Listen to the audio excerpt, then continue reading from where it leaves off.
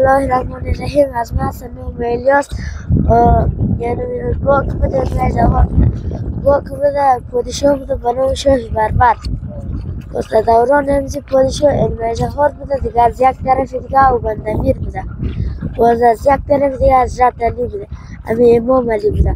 باز همی از یک طرف همی اژدها نفرای همی شاه بربر بخورده، از یک طرف دیگه او بندوی نفرای از را او ببرده، از یک طرف دیگه همی از یک طرف دیگه همی امام علی که در زود دشمنی داشته. باز ای گفته ای باز یک روز 3 شرط بند کرده گفته هر که 3 شرط مرا برآورده کرد من نصف ثروت و دارایی خود را می‌دم. باز حضرت از امام علی خود مثل یک نفر عادی گرفته رفته در پیش از او گفته من 3 شرط رو برآورده کنم در یک شرط خود من یک شرط داریم. باز او گفته سه. باز حضرت علی که میرفت امی اژدها رو منه اونو گنبز کنیه اونو چی گنبزه اونجا نماز خونده. باز این خواه بوده باز بله زبال باز ایره میگه تو مسلمان شو دیگه نفر نخور. باز این قصدش که حضرت علی رو بخوره. باز از بلش که پستش را کش میده که شمشیر میزنه رو دو شق میده. باز مره در پیش پادشاه میگه این ما اژدها رو کشتیم. باز پادشاه میگه من باور نمیکنم که تو اژدها رو کشته باشی، تو برای یک نشانی بیار که ما باور کنیم. باز 3 روز میمونه تا که پست زیر ببره. پست زیر که میبره باز او باور میکنه. باز مره و بنده میرم بند مونه. باز مره در پیش پادشاه میگه این 2 شرط رو برآورده کنه. باز شرط سوم چیه؟ او گفت شرط سوم است که تو بری حضرت علی رو در مجلس بسته بری. باز امی حضرت علی گفته تو اول دست از من بسته کن که ما بریم دست حضرت علی رو بسته بریم. باز که دست از من بسته میکنه. باز میگه الان تو بری حضرت علی رو در مجلس بسته بری. باز میگه من خود من حضرت علی همیشه بربر هر چقدر که نفر داشته گفتن سنی ازی حمله کنید. بازی که سنی ازی حمله کنه. بازی که در دیست ازی بسته بوده که انتو کدر زنجیر بوده دیگه هر طرف پریده. باز هر طرف پریده. باز شاید بربر هم ترس کرده گفته ای خیلی در من لطف بزرگ کدم اژدها رو کشتم او بندمی رو بند کرده تا شهر دستو چه. باز حضرت علی گفته شهر در نسته که تو مسلمان شوی کافر بوده دیگه. باز هم دیگه چاره نداشته مسلمان بشه. دره را که در مقابل مشاهده میکنین دره است معروف به دره اژدر یا دره اژدها. این دره در قسمت تقریبا شمال غربی شهر بامیان موقعیت داره و دره بگونه که آخر دره با یک صخره یا یک سنگ کلان قوس مانند محدود شده که در حقیقت خود همین سنگ قوس مانند کلان معروف است به اژدر. افسانش رو چنانچه که این پسر خردسال در اول ویدیو برش متشریح کرد که داستان افسانه ایش چگونه است.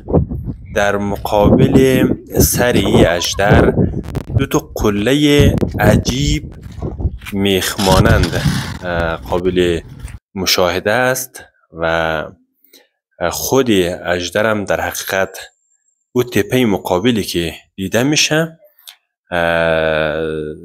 دوم اژدر در حقیقت زیر همون تپه هست و این قسمت های سفید رنگی که از اینجا دیده میشه در حقیقت این سر اژدها هست که اینجا چشمه عجیبی وجود داره که از این چشمه ها آب شور با فشار یک مقداری خارج میشه.